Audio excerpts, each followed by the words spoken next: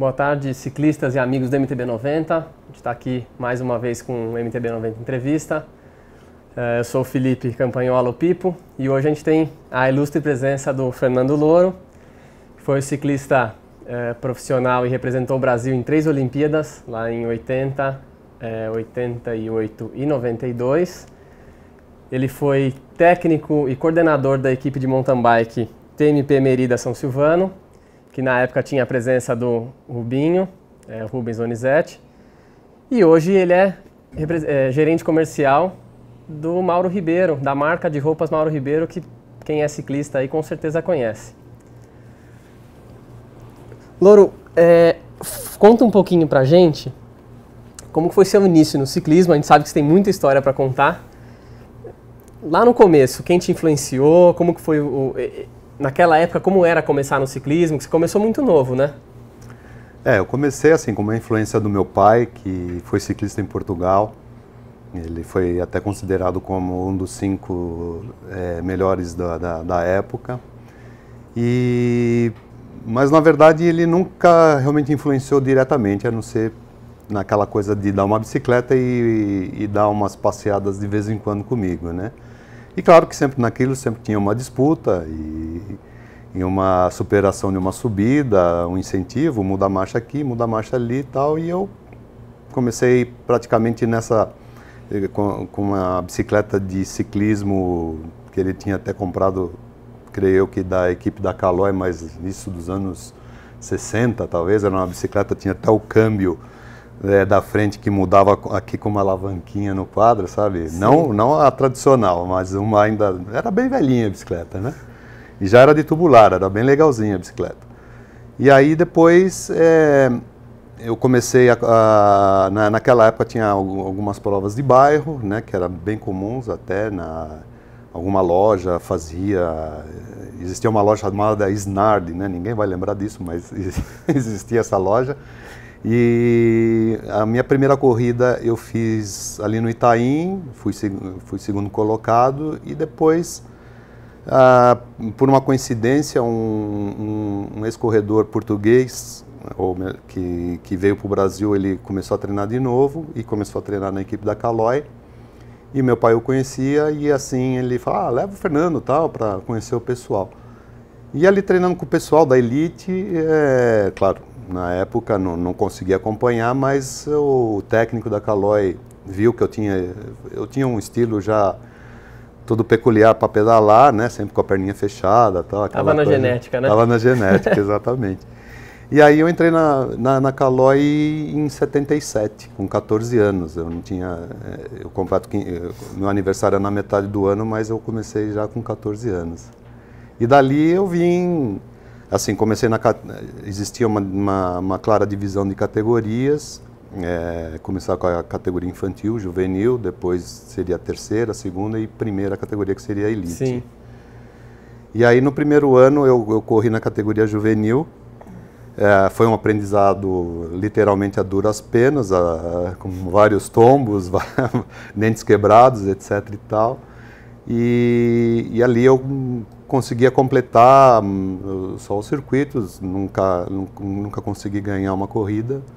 E depois, um ano depois que eu comecei, eu já passei por uma categoria que seria uma mistura de júnior e sub-23, vamos assim dizer, Sim. Embora só tivesse... Estava com 15 para 16 anos, 15, né? 16 anos. Mas aí se aumentou as quilometragens, né? Então, quer dizer, já um paulista, por exemplo, começava com 80 quilômetros. Mudou o estilo de prova, né? Eram provas mais longas e eu comecei a me adaptar melhor. E aí, dali, nesse mesmo ano, que foi 78, eu já fui seleção brasileira de júniores, com 16 anos. E depois, com 17, aí eu já estava na seleção de júniores também, mas já para disputar medalhas, tanto é que a nossa equipe de perseguição já foi campeã pan-americana de júniores, eu fui vice-campeão também de perseguição individual, e depois com 18 anos foi um pan-americano aqui no Brasil, eu consegui 3 medalhas de ouro, uma de prata, e fui 6º colocado no Mundial de Perseguição Individual. E nesse mesmo ano foi que eu comecei a participar das Olimpíadas. Aí já... Não, bem... Uma ascensão rápida e vitoriosa, né? O Louro está aqui hoje também quebrando um pouco do nosso habitual assunto de mountain bike. Então o Louro vem fazer essa abertura do MTB 90 um pouquinho com o ciclismo, que ele está bem antes do nosso MTB 90, né? A gente está falando aí de Olimpíada já em 1980. E depois ele teve essa mudança para o mountain bike já numa outra função. Então o Louro está aqui para contar a história, que ele tem bastante, e também para abrir esse espaço para quem gosta de ciclismo e quem gosta de história do esporte. A gente vai ouvir bastante coisa aí. Eu vou me aprofundar um pouquinho na questão das Olimpíadas. Louro, então você foi para Moscou em 80, novo. Começou com aquela ideia de ciclismo de estrada, depois, entre seus 14 e 18 anos, já foi despertando esse talento para a pista, e aí você foi para Moscou. Depois, 84, a gente vai voltar um pouquinho. Los Angeles não deu certo, a gente vai voltar, que é uma história legal. 88 e 92. As categorias, para quem acompanha, as provas eram um pouco diferentes, né, do que a gente tem hoje. Às vezes mudou o nome, teve uma adaptação, até pela questão de TV, de manter o atleta em melhores condições para competir em mais de uma prova. Então vamos lá, em 80 você foi para quais modalidades? Eu fui para fazer o 4x4.000, perseguição por equipe. Tá. E como é você estava com quantos anos? 18? 18. Como é com 18 anos poder representar o seu país e ao mesmo tempo tá muito jovem para ter uma pressão dessa, né? Olha, assim, a pressão, ela claro, ela existe, mas não no fator da Olimpíada, vamos assim dizer, porque a minha própria vida eu sempre fui muito pé no chão em matéria de objetivos, e eu sabia que existia um gap, embora menor do que seja hoje, né? Mas existia um gap que já fazia com que a gente entendesse que, principalmente quando você fosse correr uma prova que fosse contra o relógio, os números já te posicionavam ali numa certa faixa. Tirava um pouco a esperança, põe você na realidade, né? Exatamente. Então, o grande desafio era justamente, como é o desafio até hoje para todo mundo, era a pré-seleção, né, para você fazer parte da seleção. Sim. E naquela época, realmente, a gente teve uma geração do pessoal de pista muito boa, porque o velódromo da USP ele foi ativado praticamente, justamente no primeiro ano que eu comecei a correr. Quer dizer, você tem um velódromo no quintal da tua casa, e claro, e até moderno, né, para a época, né, vamos assim dizer. Então aquilo dava um incentivo, com certeza, para a gente praticar e tá ali dentro. Então, ao mesmo tempo, também tinha todos os garotos e também o pessoal da elite, mas foi uma coisa muito peculiar, porque a base da seleção olímpica era praticamente eu que era o júnior ainda, e mais dois que acabavam de deixar a categoria de júnior, que estavam com 19 anos. Então, quer dizer, a disputa ali era muito acirrada, era uma coisa, fora os que não pegaram a seleção, né? Sim. Então, quando a gente ia depois para as provas, claro, você vai com o objetivo de superar o teu próprio tempo, né? Então, claro, é uma briga contra você mesmo, não é a questão, eu estou aqui num ambiente olímpico ou coisa parecida. Você vai... Mas tem uma motivação a mais, né? Tá numa Olimpíada, tá representando seu país para buscar aquele pouquinho a mais. Não que seja uma medalha, a gente sabe que a diferença para uma equipe europeia, ou até hoje a gente vê Nova Zelândia e Austrália andando muito bem, mas sempre teve essa diferença e é difícil tirar isso pela questão cultural. Mas você tá lá, representando seu país na Olimpíada, por mais que tenha uma pressão, que tenha aquela tensão, por outro lado, é motivador também você poder buscar, dar um pouquinho a mais, né? Não, com certeza, mas a coisa ela vinha até num sentido inverso, porque a gente se esforçava e claro, não existia uma programação, não existia, claro, até falando de Brasil, é bem isso que acontece ainda hoje. Você não se prepara para o dia da Olimpíada, você se prepara Para temporada, para né? temporada, para ser classificado para ir para uma Olimpíada. Sim. Então, quando você vai, você não está no teu pico. E aí, às vezes, muitas vezes isso é frustrante. O resultado não vem na Olimpíada, né? Não vem, assim, você vai com toda a motivação. Putz, é maravilhoso você, ainda mais quando você sai do Brasil, e na década de 80, que realmente não tinha... Claro, você vivia um esporte, vamos assim dizer, marginal, né? Sim. E com isso você via, por exemplo, um velódromo cheio, sabe? As pessoas até torcendo por você. É uma pegada diferente. E claro que você quer corresponder mais e mais na medida do possível, né? O corpo não está preparado. Mas o corpo não está preparado, então... Não, sem dúvida é isso mesmo. Mas assim, a experiência de Olimpíada é inigualável, né? Nós vamos continuar. O pessoal que está acompanhando, vai mandando pergunta, que daqui a pouco a gente vai ler, e fica ligado aí na nossa conversa, que daqui a pouco tem sorteio. Hoje vai ser o boné MTB 90 e a cartela de adesivos aqui, ó. Então, fica ligado aí que daqui a pouco a produção já passa qual vai ser a pergunta. E vocês vão mandando pra gente também o que vocês querem saber, que a gente vai fazendo algumas perguntas aí, interagindo com o pessoal que está assistindo. Louro, vamos pular 84 um pouquinho. 88. Você foi competir em quais modalidades de pista? 88 eu fui também para os 4x4.000, perseguição individual, e fui para uma prova que se chamava por pontos, né? Ou mais popularmente no Brasil chamada de meio fundo. Que era uma prova que... Ela era mais longa do que hoje, né? Era uma prova que na final ela eram 50 quilômetros na pista. Então, a cada 5 voltas você tinha um sprint, marcava pontos para os primeiros 5 primeiros.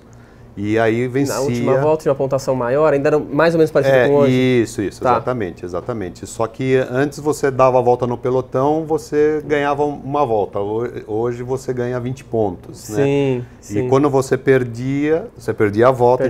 Existia muita... eu usava pelo menos essa técnica de tentar tirar sempre uma volta para depois você ficar ali só administrando pontos. Porque você vai pontuando, né? Você antecipava o sprint, vamos dizer, né? Porque aí praticamente depois que você se une ao pelotão... Você está uma volta à frente. Você está uma volta à frente, então você pode até zerar a volta que pontua é a sua, né? Exatamente. Entendi. Você não precisava sprintar, né? Você estava uma volta na frente. Exatamente. Legal. Só precisava administrar, eventualmente, quem tivesse dado tivesse na mesma volta. Legal. E aí, 92, ou por um excesso de talento, ou por falta de atleta, você acabou caindo em uma modalidade aí que acho que hoje não tem mais, mas é uma das mais desgastantes, né, do ciclismo. Com certeza. Que era... Para quem está acompanhando, depois com certeza tem no YouTube, procura aí, existia uma prova, acho que foi o último ano, né? 92, Barcelona? Eu creio que foi o último ano dessa prova. Tinha uma prova que eram 100 km de contrarrelógio em equipe, 4 atletas percorriam 100 km. É um desgaste absurdo para quem compete aí nos dias de hoje. Você imagina em 100 km andando a quase 100% aí, o desgaste era absurdo.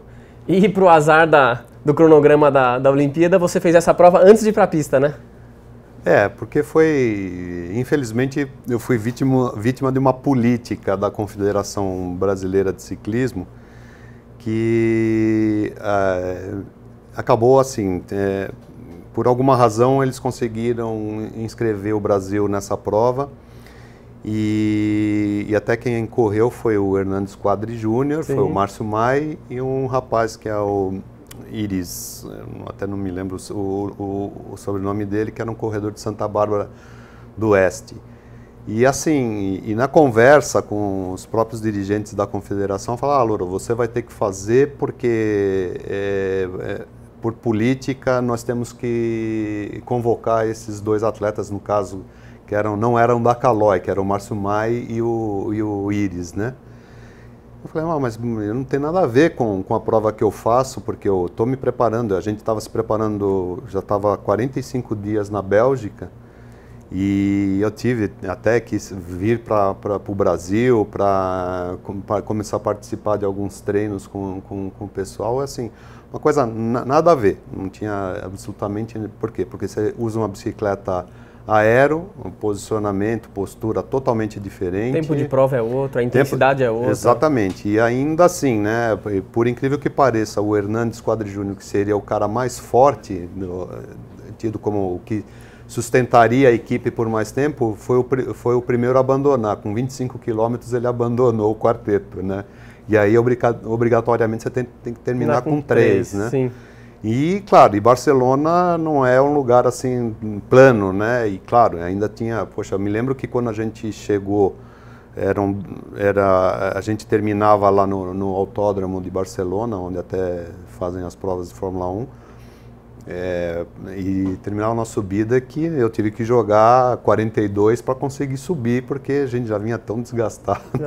Não tinha mais motor, né? E aí, 2 dias depois, eu fui para a classificação do meio fundo, que eram 30 quilômetros. E um paralelo que eu faço, principalmente com a Olimpíada de Seul, em Seul, eu não me sentia tão bem preparado como eu estava para Barcelona, porque Sim. justamente eu estava vivendo ali já praticamente 2 meses na Bélgica, com ritmo já com volta do Uruguai, Ruta das Américas, eu estava bem rodado. E em Seul, particularmente, eu tive um acidente num sprint com um japonês que caiu na minha frente, eu atropelei e eu consegui ainda me classificar. Mesmo fui o último mas assim, foi para a final. Fui para a final. E em Barcelona, eu mesmo assim cansado, percebi que o ritmo estava mais baixo do que foi em Seul. Em Seul, para você ter uma ideia, a final que depois eu fui correr, fizemos a prova de 50 quilômetros em 59 minutos. Então, quer dizer, a coisa andou, né? Andou. E claro, antigamente a gente usava os velódromos eram abertos, sim. eram o equipamento que é hoje, tudo isso influencia nos tempos que a gente tem hoje, exatamente, né? Não era controlado, Seul é um clima praticamente tropical, é quente, sim. Então quer dizer, não é aquela coisa controlada como ideal, é hoje, né? E vento, etc, né? Legal. Então assim, foi uma coisa que me chateou bastante, né? Porque eu tive que cumprir uma tabela e que acabou me prejudicando. Ganhar? Não ia ganhar, claro que não. Mas eu tinha uma pretensão... Podia render mais, né? Exatamente, de rodar pelo menos entre os 10 primeiros ali. Vamos voltar lá para 84, que você acabou não indo. A gente estava conversando antes de começar aqui, e é uma história engraçada. E vai te dar um gancho para a gente falar um pouquinho de treinamento depois, que foi meio que... mostrou que descansar também é preciso, né? Foi uma lição. Foi. Conta pra gente um pouquinho, como que foi essa trajetória? Foi no México, né, que vocês estavam? Para tentar o índice? Porque geralmente a gente tinha que fazer, principalmente, claro, nas provas contra relógio, a gente tinha que rodar no tempo dos 10 primeiros tempos do Mundial do ano anterior, né? E aí, claro, fizemos a pré-seleção e fomos buscar um lugar onde a falta de ar e a falta de atrito ia ajudar. Ia nos ajudar. Então, fomos para a cidade do México. Aí a gente, claro, como eu falei, a coisa não é colocada para você estar no máximo do teu rendimento na Olimpíada, no raio da pré-seleção. Sim. E ali a gente foi submetido realmente a uma carga muito forte, tanto física quanto psicológica. E a gente passou 45 dias na cidade do México e todo santo dia a gente tirava tempos extraoficiais. E depois, no final de semana, no sábado mais especificamente, vinha um comissário da UCI para tomar o tempo para oficializar, né? E a gente tinha ali, Estavam em 8 atletas. Estávamos em 8 atletas. E vai o primeiro sábado, vai o segundo, e a gente, puxa, não estava conseguindo, disputando a perseguição individual e por equipe. E ali sim tem uma pressão, né? Ali sim, total pressão, né? E aí a gente estava tentando de tudo para conseguir, e alguns já estavam bem próximos do tempo que era exigido, só que um dos 8, que era o Hans Fischer, era um alemão, tinha 1,95 m, né? Não aguentou a pressão. Não aguentou a pressão. Aí o nosso técnico era o Juan Timon, né? Era um uruguaio, que era o técnico da Caloi também. Chegou para o Juan e falou assim, para o Timon, e falou assim, eu não quero mais, chega, eu não quero mais saber de Olimpíada e tal. E ficou exatamente desse sábado até o outro sábado sem pegar na bicicleta. Só passeando. Só indo rodar no Ibirapuera, que era o Parque Chapultepec, né? Que é o Ibirapuera lá da Cidade do México. Sim. E aí chegou no sábado, poxa vida, mas falta um para servir de referência. Poxa, você não quer largar aí? Larga aí contra o Silvestre, né? O Silvestre era praticamente o ciclista que era o mais cotado. Mais forte, né? Ele era o mais cotado. Né? Tanto na perseguição individual, ele era sempre o mais cotado e por equipe ele era o capitão da equipe. Era o cara que ia dar conta do recado mesmo, na hora que apertasse, né? Aí eu larguei, aí consegui fazer um tempo, consegui rodar no índice. Aí o Mauro Ribeiro também largou, também conseguiu rodar no índice. Aí foi largar o Silvestre com o Hans Fischer. Primeiro quilômetro o cara largou na frente, segundo continuou na frente, terceiro não baixou o ritmo. Quarto ainda arrematou, né? E pôs uma diferença razoável em vocês, né? Ele pôs, exatamente, no Silvestre ele pôs 5 segundos, e em cima de mim ele pôs 4 e no Mauro ele deve ter posto uns 4,5, mais ou menos. Então o descanso fez a diferença, né? E aliviou a pressão também, né? Ele já foi lá, né? Ele já tinha desistido do negócio. Ele já tinha desistido, ele foi por, assim, tipo, vamos lá, vamos ver o que vai dar e pronto, Sim. Né? Vamos ver, se você lembrar agora, Louro, a gente tem foto aí, né, produção, dessa época aí. Vamos ver se o Louro consegue lembrar. Olha lá, essa é marcante, né? Não, essa aí é muito marcante. Essa foto aí vai fazer agora dia 16 de abril, ela vai fazer exatamente 40 anos. Essa foi a minha primeira vitória como ciclista, independente até de categoria, federado ou não federado. Foi na cidade universitária, a gente competia muito na cidade universitária, tinha um circuito lá que chamava o Circuito do Lago. Legal. Aí no caso na chegada também é um circuito que a gente chamava de estátua, hoje também que lá embaixo dá para ver lá a estátua que tem. Uhum. E foi uma prova dura também, foram cerca de 30 voltas no Circuito do Lago. E era na minha categoria novatos, né? Então esse aí já era aquele tal ano que eu tinha migrado. Aí, no caso, eu estava com 15 anos, né? Já estava de Caloi. Já estava de Caloi, Caloi Zeus aí. E essa aí? Essa é o Giro da Itália Dilettante.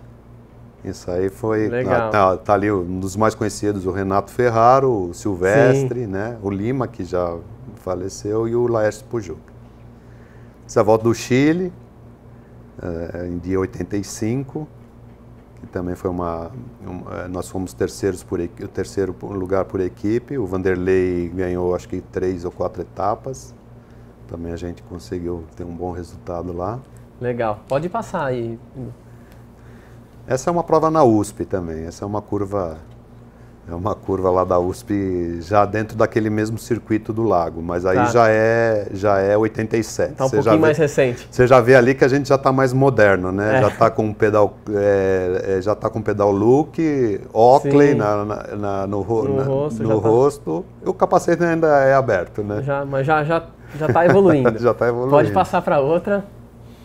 Aí no velódromo, né? Aí é no velódromo, aí é o Pan-Americano no Chile. Nós Legal. somos medalha de prata. Justamente o quarto homem ali é o Hans Fischer e o terceiro sou eu. Legal. E o da frente é o Silvestre, né? Legal. Aí é uma prova da 9 de julho, né? Uma passagem lá no Ibirapuera. Essa é clássica e dura até hoje, né? Aí foi uma vitória que eu acho bastante importante, que isso aí foi em 87, foi na gestão do Fernando Nabuco. Uhum. Ele resgatou as voltas para o Brasil. Essa volta tinha esse nome, inclusive, né? Volta Ciclista Internacional do Brasil. Sim. Foi em 87, depois teve uma edição em 88. Tá. E para mim foi bem legal porque em 86 eu realmente estava assim quase parando de correr. Deu um gás aí para... E aí eu assim... pensei, não, ainda tem muito que queimar e voltei e eu ganhei a primeira etapa. Legal. Olha lá, tem mais uma aí, ó. Essa é a largada do tal 4% em Barcelona. Esse é o largado 4%. Vocês podem ver lá, a bicicleta com aro 26 na frente, ainda podia, né? Sim, sim. Um clipe imenso e já com o capacete fechado, tá vendo? Legal. Tem mais foto aí, produção? Tem algumas, daqui a pouco vai ter umas fotos um pouquinho mais atuais, né? Essa deve ser algum torneio de verão da estrutura da nossa equipe. A velha e boa Kombi, sim, que era o carro oficial de todas as equipes. Mas a Caloi era... essa já... Esse é aqui em Dayatuba, quando eu fui... Esse é o reconhecimento, né, Loro? Acho que é legal poder... eu não diria que isso é um reconhecimento. Isso realmente foi uma coisa que me chateou muito, assim, que realmente a gente percebe que no Brasil o atleta não é nada, né? Quer dizer... Sim. Uma parte que... assim que ele termina a carreira, ele é esquecido instantaneamente, né? mas foi uma coisa muito chata, assim, no sentido de que, poxa, você para fazer parte de uma festa onde você contribuiu com a presença, pelo menos em 3 Olimpíadas, sim.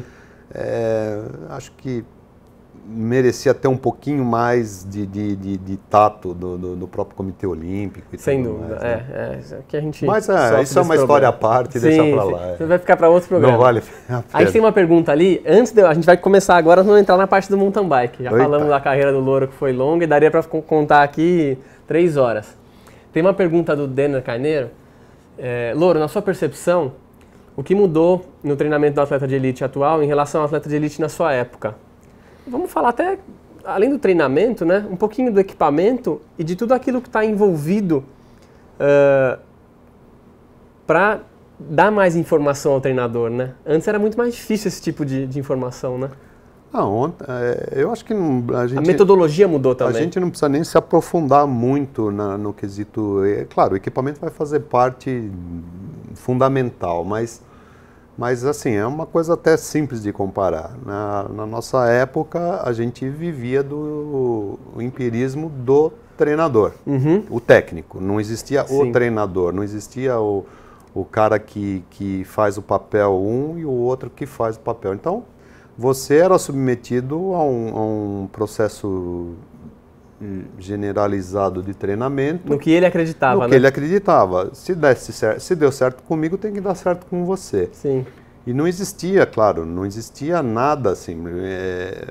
Poxa, era até engraçado eu lembrar um pouco disso, mas você ia numa escola paulista de medicina, até porque às vezes tinha o interesse de um pai que era médico, que era de um pai de atleta que era médico, que conseguia algumas entradas, né, para a gente tentar também fazer o que com isso, né, com essa informação. Alguma informação, né? Como a gente trata essa informação? Não tinha, então a gente ia lá e fazia um pouco de teste ergométrico, não sei o que lá, estourava todas as máquinas, porque ninguém... E todo mundo ficava, que coisa, não sei o que, porque Mas o treinamento não tinha fundamento, não tinha função nenhuma, né? O próprio futebol, que na época sempre foi, né, não tinha essa coisa de você tratar de uma maneira de potencializar aquilo que, de repente, ainda está latente em você, né? Era uma coisa linear, né? Era igual para todo mundo. Exatamente. Então essa é a grande diferença mesmo. Não precisa nem falar hoje de potencímetros, de nada. Não, estamos longe disso ainda, né? Assim, longe de falando, não precisa nem chegar nesse ponto, né? Nada. Só do fato de individualizar já é uma diferença muito grande. Agora vamos pro mountain bike um pouquinho. Você...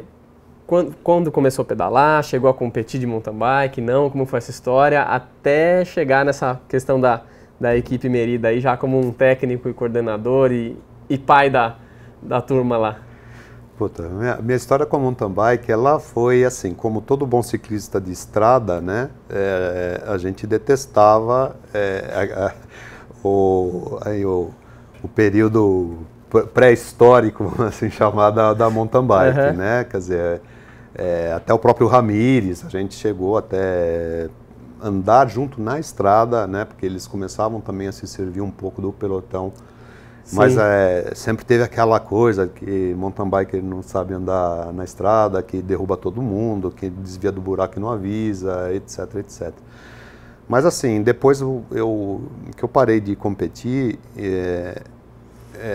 praticamente o mountain bike, quando eu estava no final da minha carreira, eu terminei em 92, o mountain bike estava já vindo numa pegada, o próprio Mazaron, Erivan, eram esses ciclistas de estrada aí que, por serem caras que subiam muito, né, que eram bons montanheiros, eles conseguiam, através da força física ou do próprio estilo, se prevalecer numa prova de mountain bike. Depois, com a chegada do Ravel e tal, que já começou a ter técnica e tal, aí já começou a coisa equilibrar e os ex-ciclistas não conseguiam. Não tinham mais espaço, né? Não tinham mais espaço.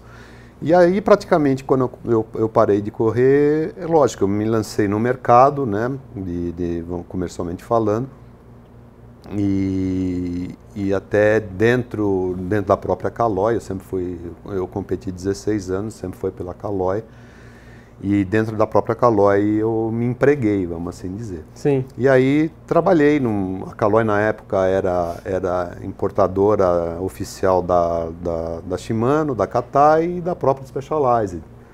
E aí eu comecei a me engajar um pouco mais e entender até mercadologicamente falando, ainda mais naquela época, né, que o mercado tinha dado um boom, né, praticamente em 91, 92, e a mountain bike tinha explodido e, claro, o que era Caloi 10 ou que não era nada, né, passou a ser mountain bike. Sim. E aí eu comecei a já me interessar de dirigir uma equipe também de mountain bike na época. A gente trabalhou bastante com o Abraão Azevedo, a Carolina Ribeiro, dentro da própria Specialized. Sim. E claro, e ali era esse pessoal contra o Ravel, contra o Vando, e aí que começaram a surgir essas estrelas do mountain bike, né? E é o que você falou, começou a surgir um pessoal muito técnico, né? Além exatamente. De forte, às Exatamente. vezes não era a força de um ciclista, tal, mas quando não precisava pedalar e a técnica prevalecia, eles iam embora mesmo. E aí, claro, começou a haver bastante evento nesse sentido e até a própria Specialized dentro da Caloi mesmo. Eu participei também de 2 eventos que a gente trouxe para cá, que tinha o paralelo nos Estados Unidos, que era o Cactus Cup. Sim. Né? E aí, aí comecei a me envolver cada vez mais e entender até um pouco mais do que era essa divisão do ciclismo, né? que acabou emergindo.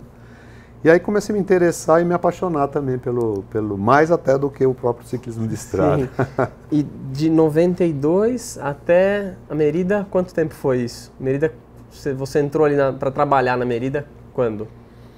Na Merida eu comecei a trabalhar em 2004. E saiu da Caloi para lá?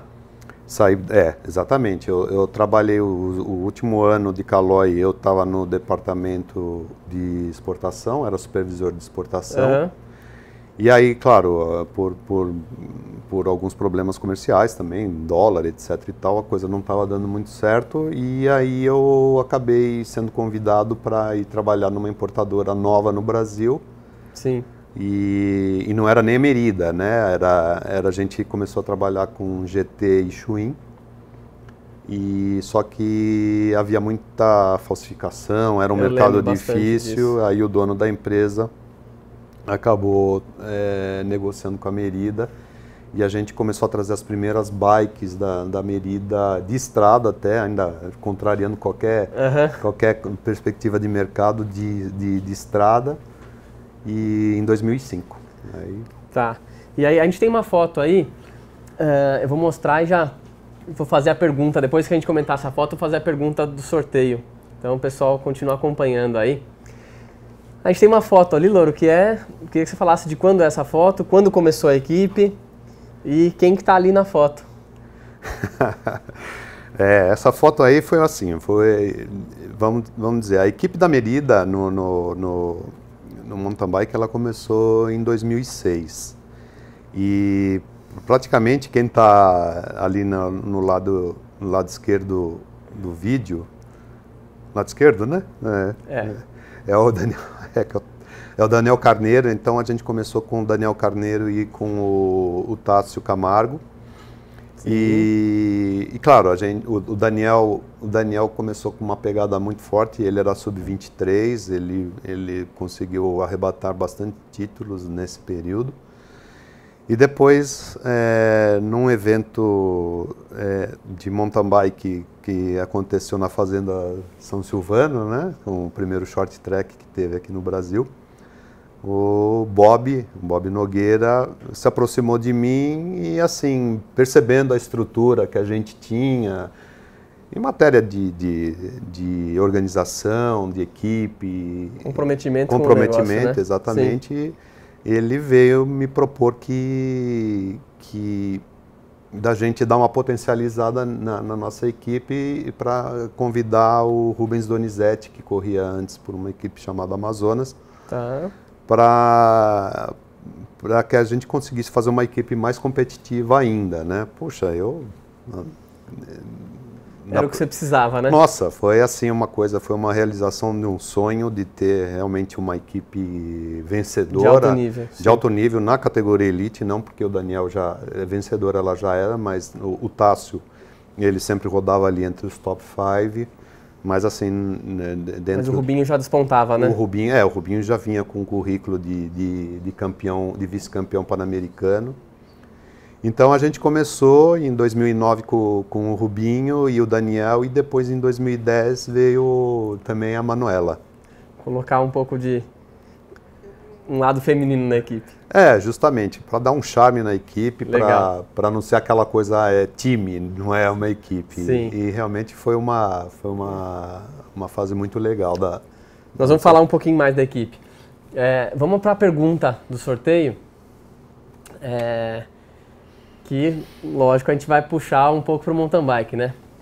A gente quer saber quando que o Fernando Louro se envolveu com o mountain bike, tá? Então a gente falou aí, quem estava assistindo vai saber. Quem responder primeiro lá no Facebook, a produção já vai começar a monitorar aí, vai ganhar nosso boné MTB90, que é esse aqui que eu estou usando também, e a cartela de adesivo, tá? Então, pode começar a responder aí que a produção já tá de olho. Aí daqui a pouco a gente vai anunciar quem foi o vencedor. Louro, voltando um pouquinho para a equipe, você adquiriu uma experiência também como atleta, depois nesses anos aí com o Daniel, começo da equipe como técnico, entendendo um pouco de uma outra forma, né? Como coordenador de uma equipe, as burocracias que existem, tratar os atletas diferente da forma que você como atleta foi tratado, né? Acho que isso também serviu de lição. E você trabalhou com o Rubinho na sua equipe, que era realmente o que você falou, um atleta de elite, já de alto nível, e que conseguiu muita coisa dentro da equipe, né? Uhum. Então, assim, como que foi você, quando o Rubinho foi para a Olimpíada, ele fazia parte da equipe? Fazia, quando foi para Londres. Em 2012 ele ia fazer parte da equipe. Uhum. Como que é assim, você ter participado e depois praticamente formar e fazer parte do caminho de um outro atleta que foi para a Olimpíada, numa modalidade diferente, óbvio, no mountain bike, mas que com certeza passou por algumas dificuldades que você passou lá atrás, né? Com certeza. Toda a dificuldade até do cronograma que ele foi submetido não mudou nada em relação àquilo que nós sofremos no passado. Então, quer dizer, sempre teve essa parte das coisas mal planejadas e até do suporte, né? Vamos assim dizer, não é... No meu tempo ainda a gente tinha a felicidade do presidente da Confederação Brasileira de Ciclismo ser o senhor Bruno Calói, que era dono da Caloi, e assim, não que ele estivesse fazendo nada comercial, visando alguma ação de marketing comercial, não nada disso, ele simplesmente gostava. Tinha paixão envolvida, né? Tinha paixão envolvida, tinha o relacionamento com os próprios atletas da própria Caloi, e mesmo a gente citei várias vezes aqui o Silvestre. O Silvestre foi um ciclista que era da Pirelli, que era a nossa principal rival, e também o seu Bruno sempre o apoiou na hora que precisava, entendeu? Então, quer dizer, tinha muita essa diferença, assim, tipo, o que era o que o Rubinho talvez tenha enfrentado. Então, além da pressão do próprio programa de provas, não contar com um apoio financeiro à altura para que ele possa se preparar, eu acho que é um paralelo que a gente pode até jogar aí como algumas coisas similares, né? Mas assim, eu vejo que realmente até dentro do que a gente percebia com o trabalho que foi feito com o Rubinho, com o que a gente se integrava e se entregava para fazer dentro Sim. da nossa possibilidade, não era nada também que... mas a gente botava muita paixão no negócio, Com né? certeza. E isso fazia com que a nossa equipe se tornasse uma família. Então a gente estava ali convivendo, estava ali lutando, cada um dando aquilo que podia dar de melhor. E buscando o seu espaço também, os atletas ali buscando o seu espaço, né? Exatamente. E quando veio a convocação, poxa, foi uma coisa bem assim que a gente comemorou muito, né? Porque, claro, foi uma coisa que foi conquistada muito, com muito esforço por parte dele, principalmente. Então, poxa, foi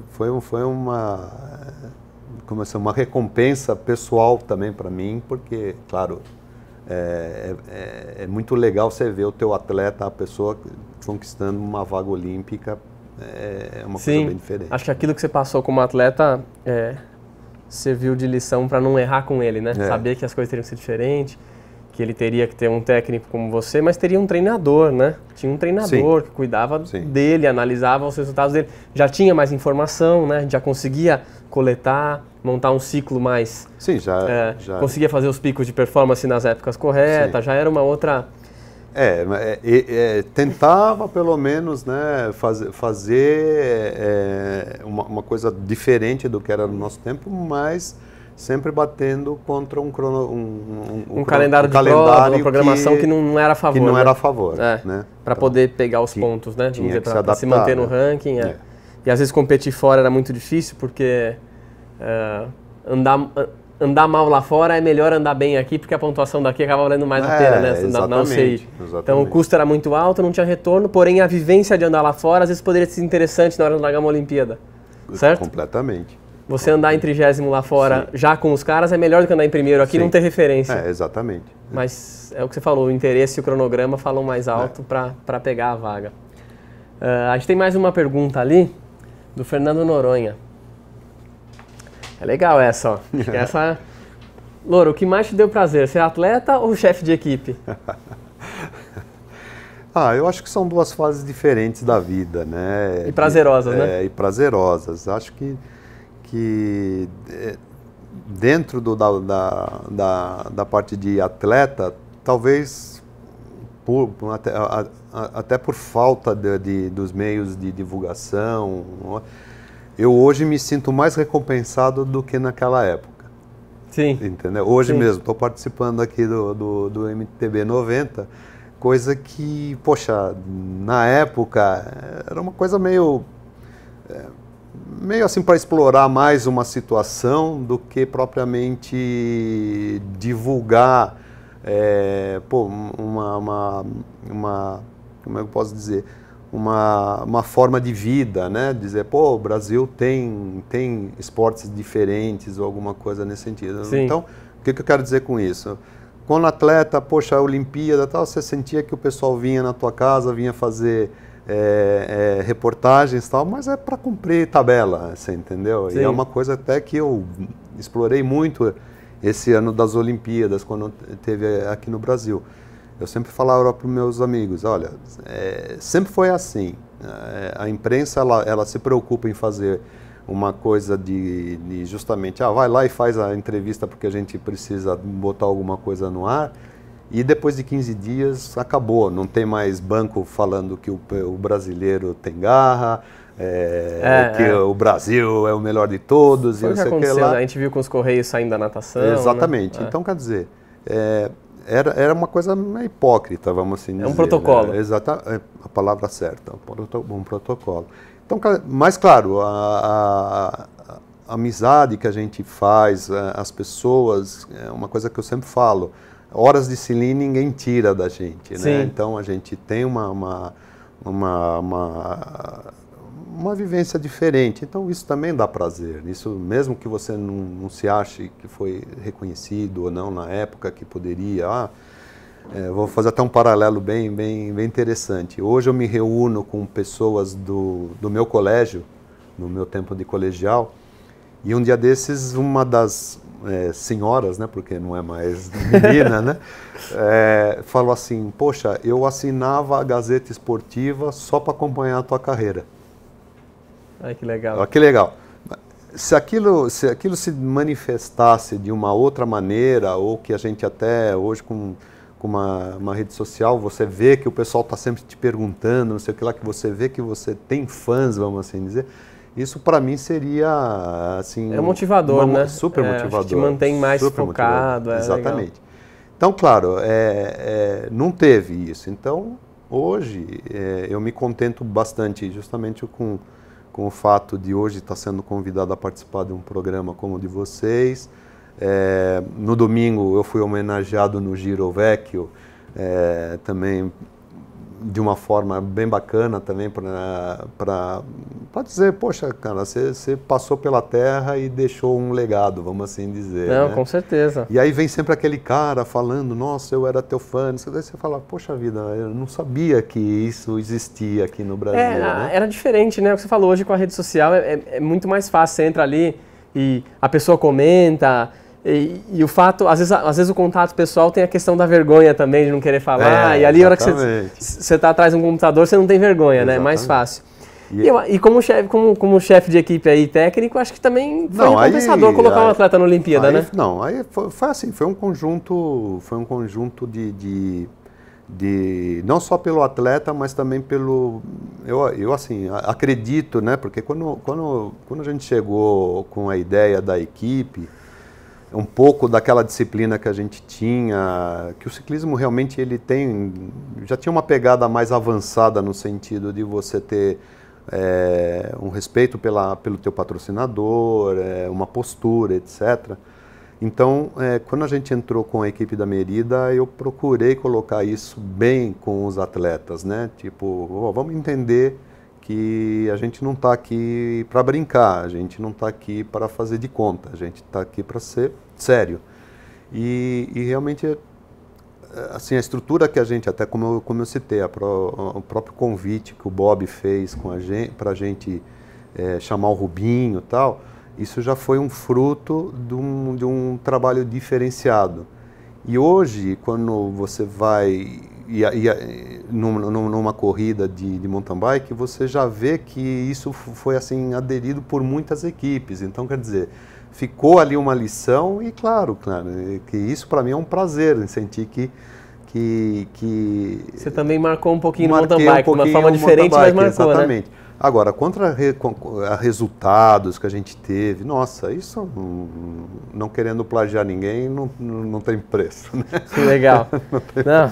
Mas eu acho que é isso mesmo. Você viveu um pouco dos dois mundos, claro que em épocas muito diferentes, mas a gente vê que muitas vezes acontece do atleta de mountain bike migrar para o ciclismo. Aqui no Brasil a gente tem uma fase que às vezes acontece isso. Você acha que a questão financeira tem a ver com isso, pelo fato do ciclismo, não que seja o melhor dos mundos, mas eu acho que ainda tem um número maior de atletas recebendo um salário razoável do que no mountain bike? Às vezes na hora de tomar a decisão, um atleta ali de uma certa idade fala, pô, vou pro ciclismo que acho que eu tenho um pouco mais de chance de me sustentar por um período, porque eu vejo que o mountain bike o funil é menor, né? Ou até pode ser a própria a própria pegada do mountain bike. Eu acho que o mountain bike, claro, ele judia muito do ciclista e talvez não só pela parte financeira, mas também dele sentir... A longevidade também? Exato, exato. Eu acho que o mountain bike é aquela coisa daquela explosão, da concentração que você tem. Eu sempre brinco que o mountain bike é uma Fórmula 1 com velocidade reduzida, né? Porque se você se desconcentra, erra a curva, poxa, aqueles 2, 3 segundos que você perdeu para voltar na trilha certa, no caminho que seria o certo, pode significar um ganho do teu rival, a ponto dele se incentivar a ir embora e te largar no meio do caminho. Enfim, é exatamente como é uma corrida de Fórmula 1. Ou esse erro pode custar um tombo também, né? Um tombo também. Então, quer dizer, embora as corridas sejam 1h30, 1h45, mas eu acho que o nível de tensão e concentração é muito grande. Alto, né? Então, o desgaste mental é tão grande quanto físico. Exatamente. E, claro, e tem aquela coisa do setup da bicicleta, enfim, é uma coisa bem mais específica. Então, talvez, quando começa a ter também a parte de estrutura de equipe, etc. e tal, o ciclismo ele pode se tornar uma opção até para você fazer uma coisa mais, não digo relaxada, mas com menos pressão, talvez. Não é realmente... Legal. Ó, ali tem uma pergunta do Elton Saltarelli. Legal essa, hein? Olha lá, pro Louro falar um pouquinho sobre o batateiro, José Reginaldo Cardoso. Você bateu o guidão com ele? O batateiro era assim, o batateiro ele veio para Calói em 89, mais ou menos, né? A gente era muito amigo, como todo batateiro sempre foi amigo de todo mundo, sim, né? E até eu competi com ele. Mas era uma pessoa assim extremamente dócil. Bater guidão eu não bati porque realmente, como ele fazia parte da equipe e eu não era o capitão, nem ele era também, né? Nós éramos gregários. Mas assim, existiu algumas passagens comigo e com ele, porque ao contrário de batateiro, eu chamava ele de leiteiro. Porque eu sempre, assim, na hora que a coisa começava a pegar fogo, eu sempre ia até a metade do pelotão para chamar ele para vir para frente, para tipo revezar e tal, né? E sempre eu falava assim, poxa, você está escondendo leitinho, você vai dar um ataque na cabeça quando a gente já não tiver mais perna? Ele, não, Louro, não, eu estou tentando ir para frente e tal. Então, assim, foi assim a gente acho que conviveu pelo menos uns 5 anos, uns 3 anos na mesma equipe. E foi uma pessoa que marcou muito, foi uma pessoa que marcou muito. Depois eu saí, ele continuou na Calói por um tempo, mas eu acho que ele até é um exemplo de como pessoa e como atleta. E ele não parou de competir, né? Ele foi competindo até... Não, legal, eu acompanhei um pouquinho, algumas provas que eu estava, ele estava lá e é o que você falou, sempre muito bem falado, conversava com todo mundo, um cara muito bem quisto no meio. Bem legal isso aí. Já que olá, a produção já informou aqui, hein? Já tem um vencedor. A resposta certa foi do Álvaro Retori. A pergunta era quando o Louro se envolveu com o mountain bike. Tá lá, ó, em 1992, quando ele pendurou a sapatilha de ciclismo e saiu de atleta Calói para trabalhar na Calói. E já estava começando a Specialized também, né? Em 92 já estavam importando, né? A Specialized ela foi para Calói em 93. Mas em 92... Então você pegou essa... Em 92 ela já tinha um importador, mas que depois acabou vendendo direito para Calói. Legal. Tem uma foto aí, eu vou fazer um link agora daquela último ano de... Vamos colocar um vídeo antes? Então tem um vídeo do Louro nas Olimpíadas, é isso? Então vamos lá, para relembrar, hein, Louro? Olha aí, ó. Olha lá, ó a modernidade, hein? Rodas de carbono, ninguém acha, em 88 a gente já usava, capacete fechado da Giro, Oakleys e pedal look. Isso é uma coisa que, essa distância também do equipamento do profissional de alto rendimento pro amador, hoje não existe mais, naquela época existia, né? Não tinha, o amador não tinha, praticamente não tinha acesso a isso, né? Era mais difícil, não era? Assim, você quer dizer o amador no O ciclista, sentido... o recreativo de hoje. Hoje, se eu quiser comprar uma bicicleta igual a do Chris Froome, eu compro. Assim, não, depois, nós estamos falando de 88, Sim. né? O mercado só foi aberto praticamente em 92. 92, né? Aí sim, havia uma dificuldade muito grande em se adquirir material e dependiam muito, às vezes, da gente mesmo que trazia, uma sapatilha, um capacete que já era pré-ordenado. Mas, assim, eram anos mais difíceis, né? Eram anos mais difíceis. Só para falar um pouquinho, essa prova, particularmente a gente está vendo aí a perseguição por equipe, é uma prova que tem até hoje no mesmo formato. E, na minha opinião, uma das mais emocionantes, né? Porque a gente vê uma proximidade e uma disputa ali até o final sempre. Na Olimpíada é sempre muito legal assistir. E, para quem está acompanhando o vídeo, só para entender, é cronometrada a quinta roda. Ou seja, o terceiro atleta é o que marca o tempo. Exato. Então, é muito comum ver ali, quando está faltando aproximadamente entre 6 e 4 voltas, um atleta abandona e quando eles vêm fechar a prova, os 3 atletas se alinham. Passam um do lado do outro, não um atrás do outro, exatamente porque é a quinta roda que vai marcar. Então, além de estar cansado, ainda tem uma estratégia envolvida, né? Exato, é uma prova assim extremamente difícil porque você tem que ter uma coordenação muito forte entre os 4 atletas. Você tem que confiar literalmente no pedalar do cara que vai na tua frente, até no sentido dele dar um tranco na bicicleta ou não. A consistência do pedalar tem que ser muito, muito precisa, porque se na hora que um sai para puxar, porque claro, quando você vai fazer a transição, o câmbio, você já tem uma diminuição de ritmo, então o próximo que entrar não pode dar tranco, porque aí você destrói completamente as pernas do time como um todo. Tem que manter muito ritmo, né? E eu diria assim, que é uma prova que você anda 120% da tua capacidade. Então qualquer erro que você faça, você errou o câmbio ali, você comentou bem, obrigado pela tua descrição, mas o cara que saiu fui eu.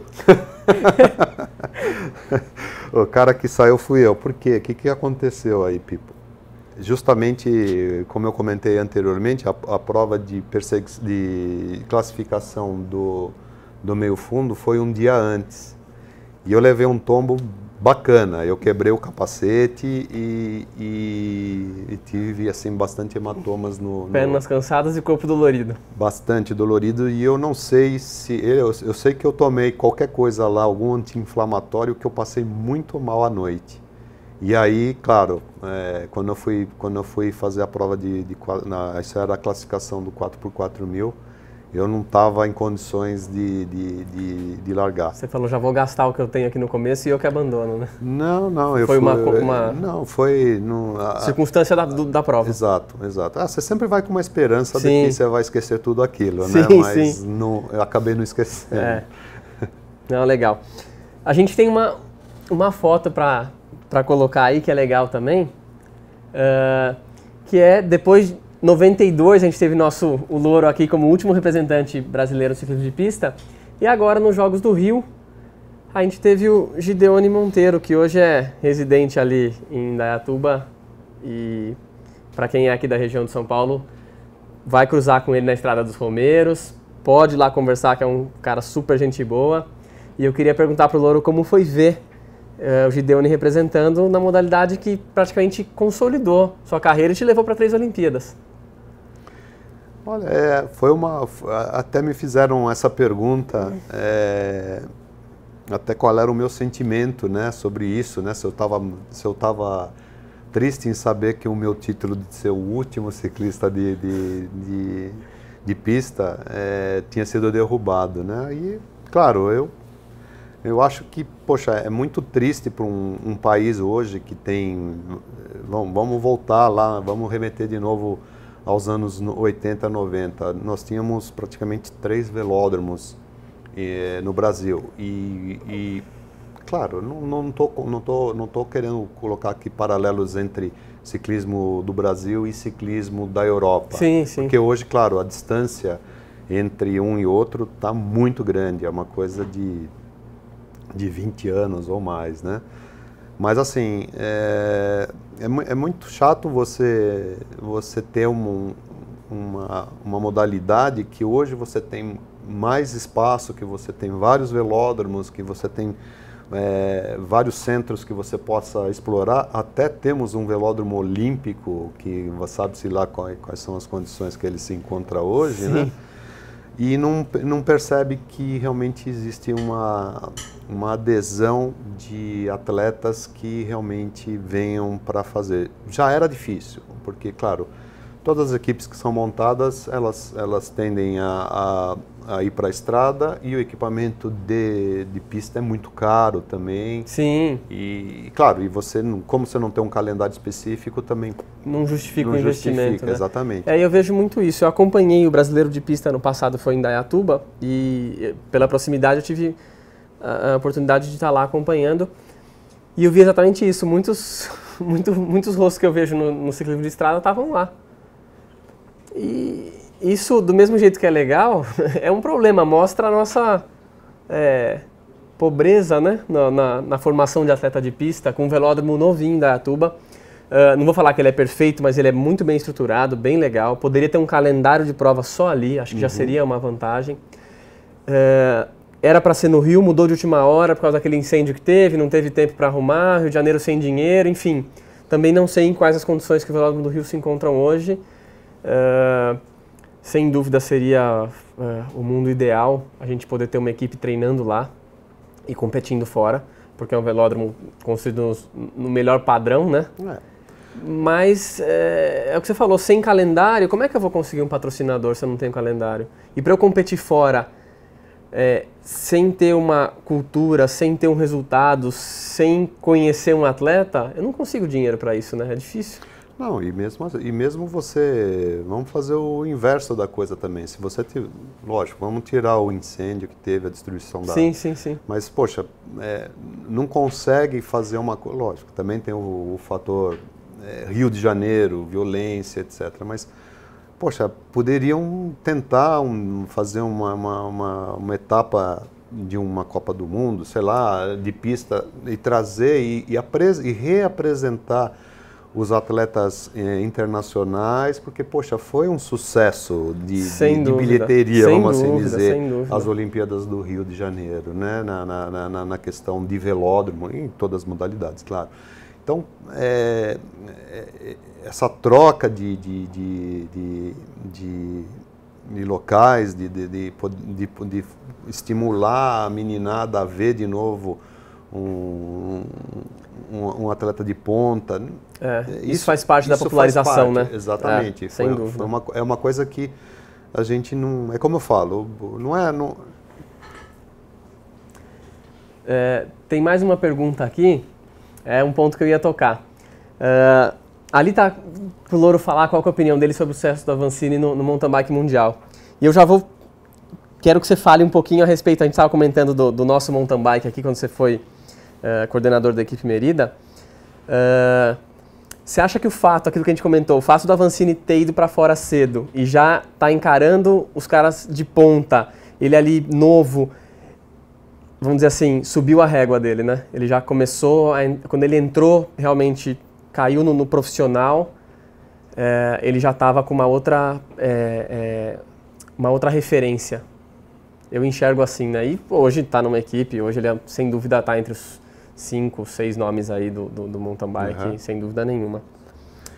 A gente sempre, claro, justamente quando eu entrei de cabeça no mountain bike, foi aí deu para acompanhar o Henrique desde que ele era um garotinho, vamos assim dizer. Sim. E claro, a gente já via que ele tinha uma uma pegada diferente dos demais. E claro, dentro de uma construção que até o próprio pai dele, que o Rui, fez no sentido de dar todo o apoio que ele podia, sempre me pareceu muito claro aquilo que o Henrique, mesmo como menino, queria. Ele queria realmente ser um corredor de mountain bike e figurar no circuito mundial. Eu particularmente acho que o que ele está hoje desfrutando é uma condição que ele está sabendo tirar muito bom proveito, justamente por essa pegada de profissional. Ele sempre foi um profissional desde menino. Poderia talvez ter adiantado um pouco mais esse processo, porque quando ele foi a primeira vez para a Itália e passou lá correndo, creio que 1 ou 2 temporadas, e depois retornou para o Brasil, talvez se ele tivesse dado uma continuidade nesse período, não interrompesse, hoje a gente poderia... A maturação seria mais cedo, você acha, né? Exatamente, exatamente. Mas, poxa, eu chamo ele de molecão, né?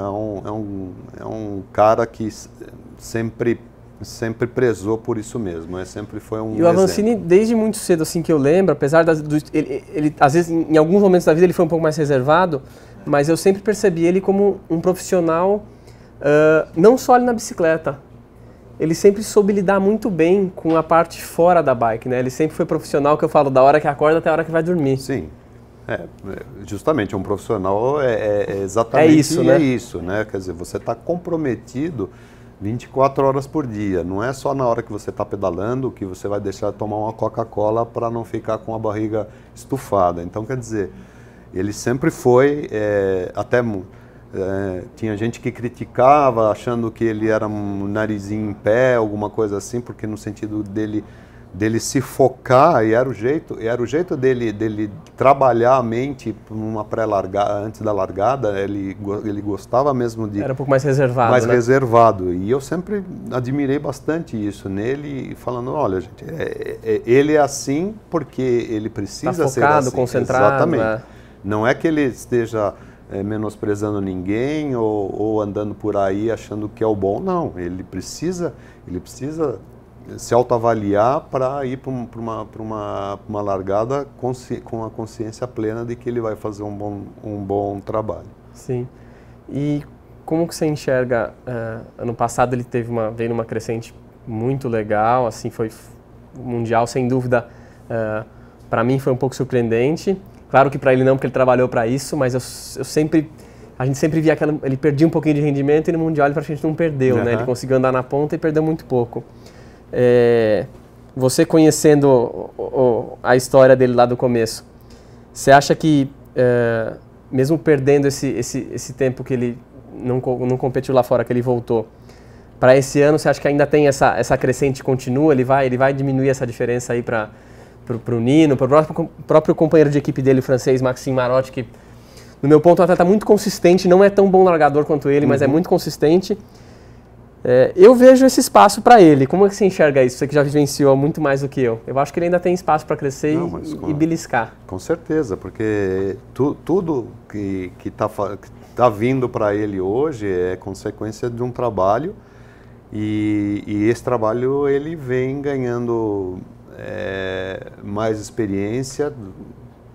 Então não vejo assim, tipo, ele já chegou no limite. Eu acho que não, eu acho que é o contrário, porque cada vez mais ele está mais se adequando à pegada do circuito mundial, aquela coisa que é o que falta aqui para o atleta brasileiro, porque aqui você larga, você já sabe, o João não é bom na subida, então vou atacar na subida. O José não é bom na descida, então vou atacar na descida. Lá tem 10 para você marcar, não tem jeito.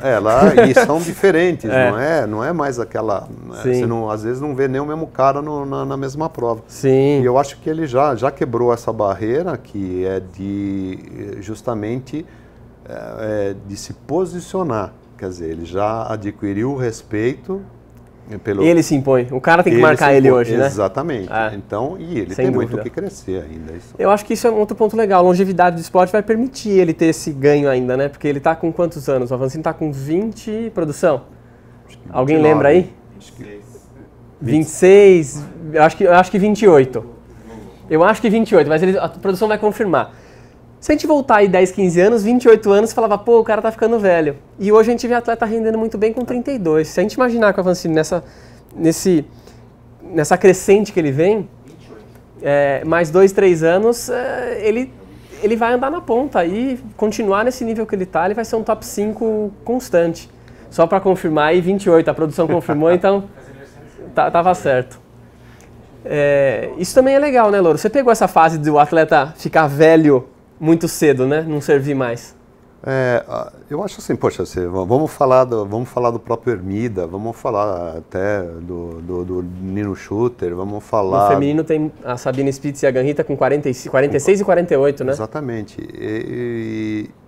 Tudo está dentro da proposta que você realmente se impõe a você mesmo. Se você está realmente com a vontade, claro, você vai no meu tempo a gente falava assim, quanto mais velho é o galo, mais ele tem tempo de cozimento para ficar mole, né? Então, sim.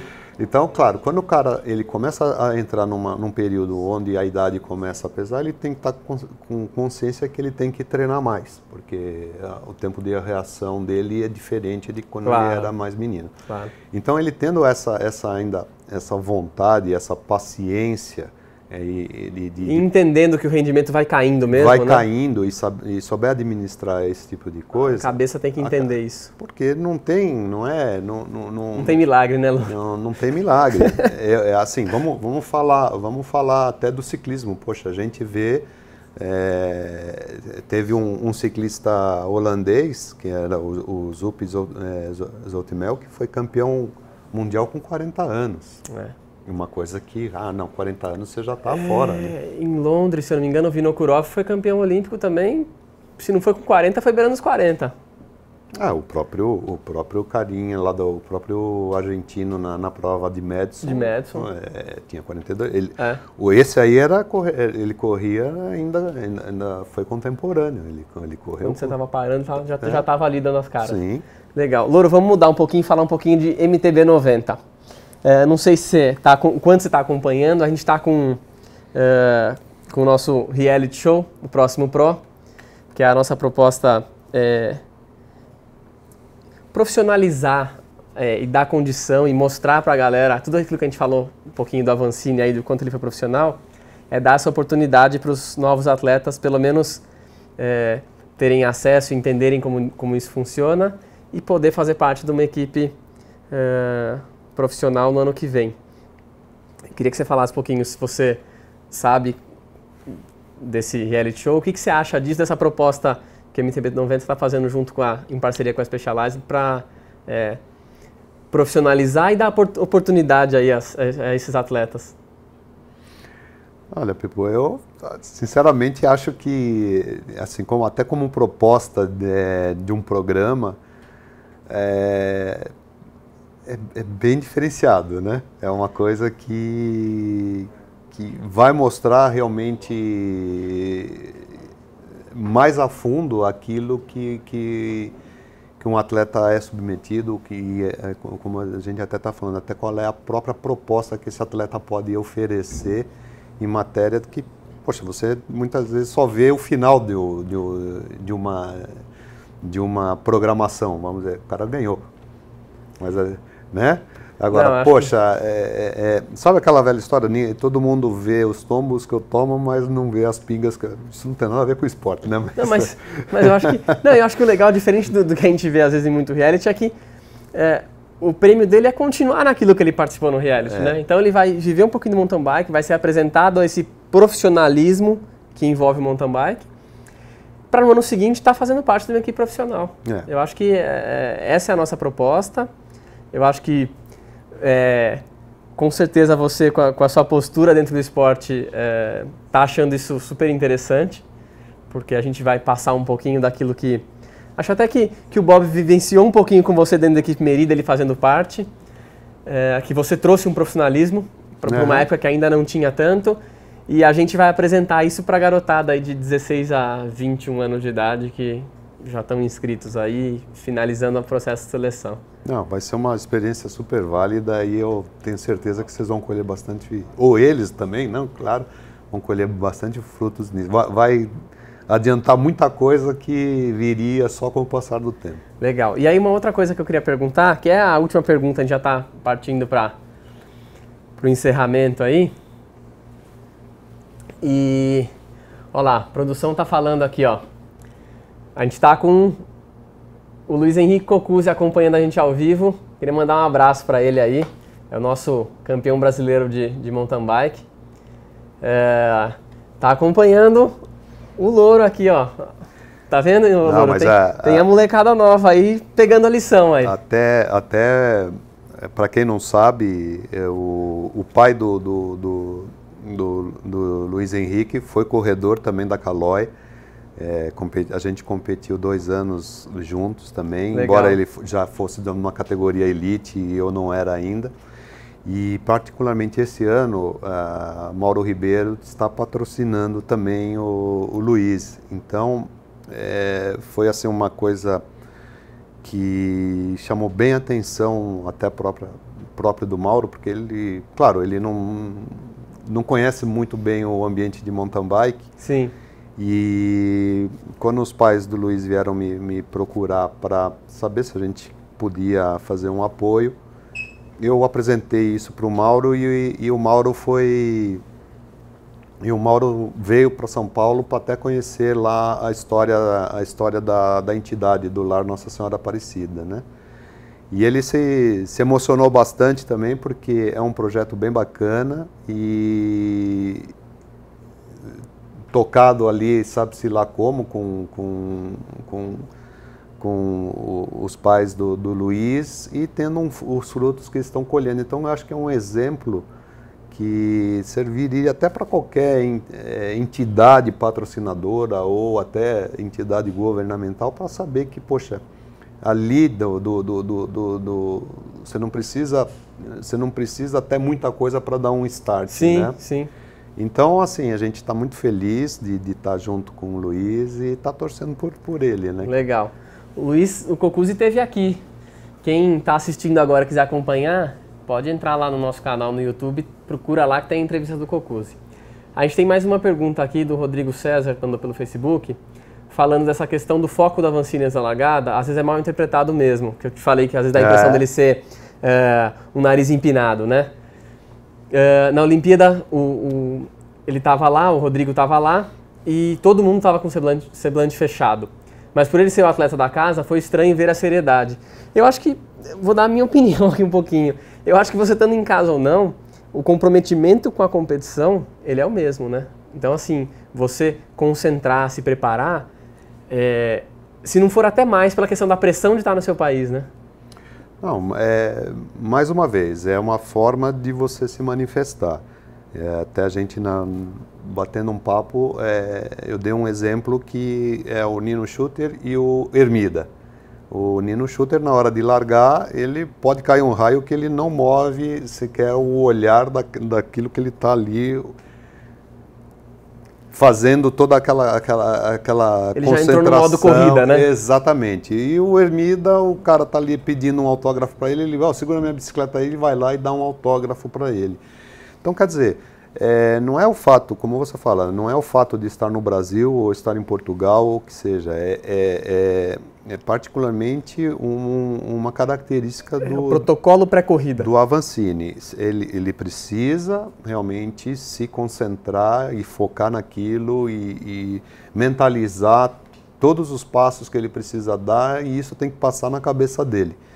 E muitos ciclistas, assim, eu posso até respondendo aí um pouco o argumento, eu posso até dizer de mim mesmo. Eu era um cara que eu tinha uma ansiedade tão grande, mesmo nas provas que eu ia largar de perseguição individual ou por equipe, que eu detestava ter que esperar por um companheiro ou por um rival que ficava lá fazendo uma respiração antes de largar. Eu queria já subir na bicicleta e já ir embora. Acaba logo com essa tensão, né? Exatamente, eu queria dispersar o mais rápido possível. E tinha gente que não, que ficava lá e assoava nariz e chacoalhava braço, músculo, e aquilo me perturbava muito, né? Falava, pô, bicho, vamos embora, cada um tem um protocolo para corrida, né? Não julgue mal o Avancini por ser um cara mais concentrado. Mais reservado. Mais reservado, a gente sempre destaca isso, porque realmente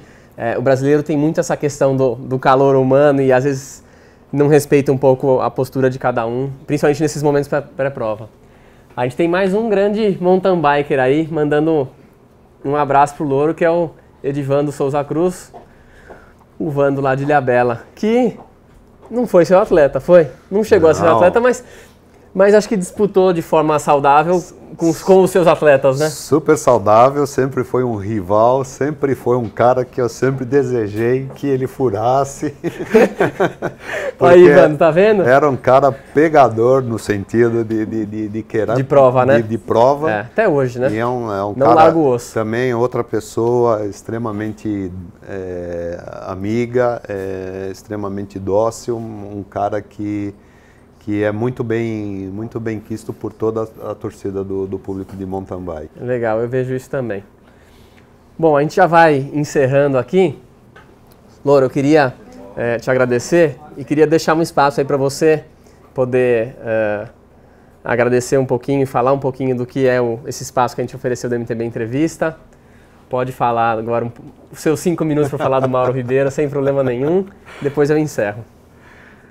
Obrigado pela oportunidade, obrigado pelo pessoal que está nos assistindo aí da MTB 90, uma baita iniciativa.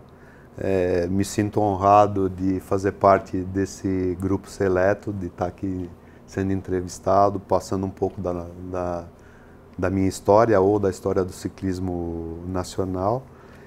E, enfim,